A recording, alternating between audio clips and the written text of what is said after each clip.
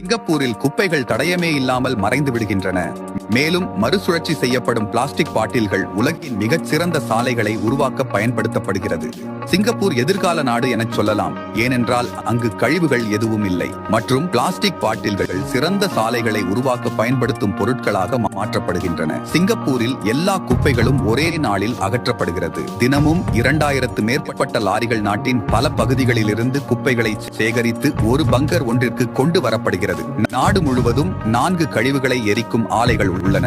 அங்கு கழிவுகளை எரிப்பதன் மூலம் உருவாக்கப்படும் மின்சாரம் வீடுகள் மற்றும் கட்டிடங்களில் பயன்படுகிறது.